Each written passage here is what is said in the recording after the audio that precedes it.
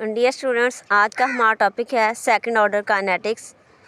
ऐसे रिएक्शंस जिनमें कंस्ट्रक्शंस की पावर जो है वो 2 हो, उसे सेकंड ऑर्डर काइनेटिक्स या मतलब सेकंड ऑर्डर रिएक्शंस बोला जाता है।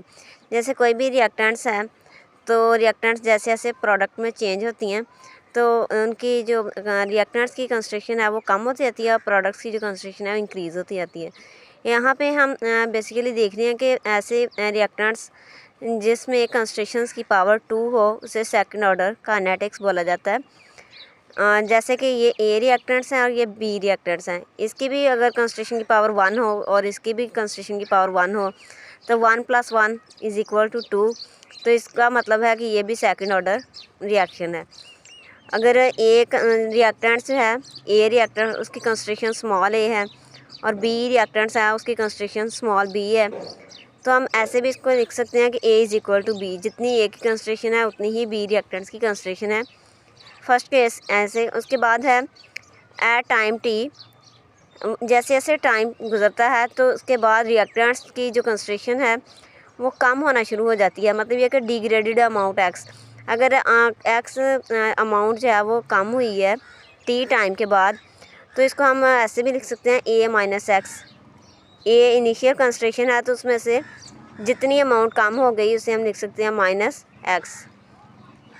और इसी तरह बी, अगर इनिशियली कंस्ट्रक्शन है रिएक्टेंट्स बी की तो टाइम टी गुजरने के बाद एक्स कंस्ट्रक्शन जो है वो रिमूव हो गई है, यूज़ हो गई है, तो इसे हम लिख सकते हैं B - x।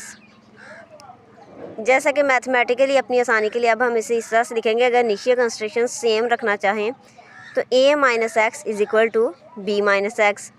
उसके बाद हम इसे सॉल्व करते हैं डिफरेंशिएशन के हाथ से। dx/dt मतलब कि change in construction with respect to time = k। ये आगे उनकी हम रिएक्टेंट्स के हवाले से लिखेंगे A - x और B - x। अगर जैसे हमने ऊपर इसको फ़र्ज़ किया हुआ कि अगर A - x जो है वो इक्वल है B - x के, तो जहाँ पे B - x है उसकी जगह पे भी हम A - x पुट करवा सकते हैं। तो ये बन जाता है फिर इसका स्क्वायर। नेक्स्ट स्टेप देखें, dx/A - x² dt जो है वो इधर था, इसे रीअरेंज करके इधर ले गए तो k dt। एक जैसे जो टर्म्स होती हैं, एक जैसे फैक्टर्स हैं, उनको एक साइड पे रखते हैं, जैसे dx/A - x²। इसके बाद इसे इंटीग्रेट करते हैं, लिमिट्स अप्लाई करेंगे। इसकी इनिशियल कंस्ट्रक्शन 0 थी तो टाइम t गुजरने के बाद इसकी कंस्ट्रक्शन x हो गई, और अगर इनिशियल टाइम 0 था तो टाइम t गुजरने के बाद इसकी कंस्ट्रक्शन मतलब कंस्ट्रक्शन इसकी जो रेंज है वो t होगी।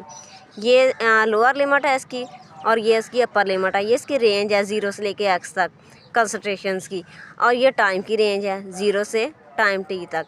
k जो है प्रोपोर्शनैलिटी कांस्टेंट है, तो इसे जो है हम इंटीग्रेशन साइन से बाहर लिखेंगे। उसके बाद है 1/A - x।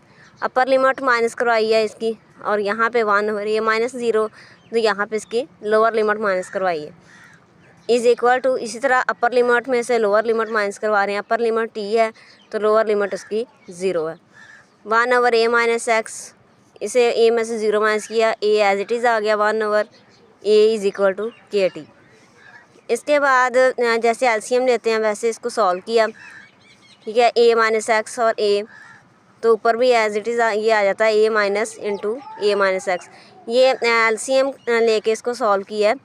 तो इसके बाद ये माइनस का साइन है, ये अंदर इसके मल्टीप्लाई होगा, माइनस प्लस माइनस इसके साथ माइनस आएगा, और माइनस माइनस प्लस, तो यहाँ पे +x आ गया। kt as it is. उसके बाद ये प्लस का साइन और माइनस का ये जो है ये कैंसिल आउट हो जाएंगे, यहाँ से ओनली x रह जाएगा, नीचे वाला फैक्टर एज इट इज़ आ जाएगा। और उसके बाद हम t की वैल्यूज़ यहाँ से फाइंड आउट कर सकते हैं इस तरीके से, x/A × A - x, ठीक है। उसके बाद अगर k की वैल्यूज़ निकालना चाहते हैं तो ये रिप्लेस कर दें, k इस साइड पे आ जाएगा और t जो है वो इधर आ जाएगा, ये रीअरेंज करेंगे इसे। तो इस तरीके से हम k की वैल्यूज़ फाइंड आउट कर सकते हैं। तो इसके बाद अब हम इसकी हाफ़ लाइफ देखते हैं।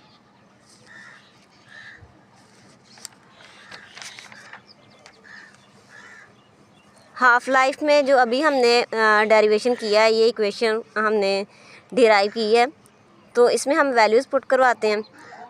अगर कोई भी अमाउंट है यहाँ पे ये इनिशियल इसकी कंस्ट्रेशन है, तो टाइम टी गुजरने के बाद ये कितनी रह जाएगी, हाफ़। तो हाफ़ जो है बाकी है वो यूटिलाइज़ हो जाएगी। मतलब कि ए माइनस एक्स जो है ये टाइम टी गुजरने के बाद कंस्ट्रेशन है, और जो ये स्मॉल ए है ये इसकी इनिशियल कंस्ट्रेशन है। तो इसमें हम वैल्यूज़ पुट करवाएंगे कि एक्स जो है ये इज़ इक्वल टू 0.5 ए, और ए माइनस एक्स जो है ये किसकी इक्वल है 0.5 ए के। मतलब कि हाफ़ लाइफ में हम 50% लेते हैं ना, कि 50% रिएक्टेंट्स हैं वो यूटिलाइज़ हो गई हैं, और 50% जो रिएक्टेंट्स हैं वो रिमेनिंग रह गई हैं। फॉर एग्ज़ाम्पल अगर टोटल 100% अमाउंट थी, तो टाइम टी गुजरने के बाद 50% यूज़ हो जाएँ और 50% रिमेनिंग रह जाएँ, तो एक्स की जगह पे हम पुट करवाएंगे यहाँ पे 0.5 ए इस इक्वेशन में, और ए माइनस एक्स की जगह पे पुट करवाएंगे 0.5 ए। 0.5 का मतलब है हाफ़। टाइम की लिमिट्स देखें तो इसकी रेंज यहाँ पे टाइम टी इनिशियली 0 था, तो टाइम टी गुजरने के बाद यहाँ पे हम लिखेंगे टी हाफ़। तो टी की जगह पे टी हाफ़, ये वैल्यूज़ पुट करवाएं, ये फैक्टर कैंसिल आउट हो गया, 1/k ए यहाँ पे आ गया। ये हाफ़ लाइफ इसकी इज इक्वल किसके आ गई, 1/k ए। मतलब कि जो हाफ़ लाइफ है वो यहाँ पे किस पे डिपेंड कर रही है, इसकी इनिशियल कंसंट्रेशन ऑफ रिएक्टेंट्स। ए इसकी यहाँ पे क्या ले रहे हैं हम, इसकी इनिशियल कंसंट्रेशन। उसके बाद शेल्फ़ लाइफ यहाँ पे एक्स की जगह 0.1 ए, और ए माइनस एक्स यानी कि टाइम टी गुजरने के बाद कितनी इसकी कंसंट्रेशन यहाँ पे रहेगी रिएक्टेंट्स की, तो वह 0.9 है। बच्चों जो हाफ़ लाइफ है ना वो हम लेते हैं 50% के हिसाब से, और जो शेल्फ़ लाइफ है ये हम लेते हैं 90% के हिसाब से, कि 10% अगर यूज़ हो गई हैं रिएक्टेंट्स तो बाकी 90% रह जाएँ। तो इसलिए टाइम टी गुजरने के बाद ये रिमेनिंग की जगह पे हम लिखेंगे 0.9 है। 0.9 कैसे आता है, 90 डिवाइड बाई 100, तो वो आ जाता है 0.9। 90% का मतलब ये होता है कि 100 में से 90। तो टाइम की लिमिट्स जो है वो यहाँ पे t is equal to 0, initially time 0 था, और टाइम t गुजरने के बाद कुछ वक्त गुजरने के बाद टाइम की रेंज क्या है 0.9। तो ये वैल्यूज़ हम पुट करवाते हैं यहाँ पे, तो 0.1 को अंदर आके 0.9 पे डिवाइड करते हैं, तो आंसर आता है 0.111, और के ए ओवर में ऐसे ही है। तो ये इसका जो है ना फाइनल डिराइव कर लिया। ये न्यूमेरिकल वगैरह में यूज़ किया जा सकता है ये फार्मूला। ग्राफ हम अगर लेते हैं टाइम एक्स एक्सिस पे और वाई एक्सिस पे, ये एक्स ओवर ए इंटू ए माइनस एक्स। तो ये इसका जो है जो ऊपर हमने इक्वेशन डिराइव की है ये वाली, उसके हिसाब से जो है ना कंसंट्रेशन और टाइम के दरमियान में ये ग्राफ है। तो जो स्लोप आती है वो एक स्ट्रेट लाइन आती है जो कि के है। Thanks for watching.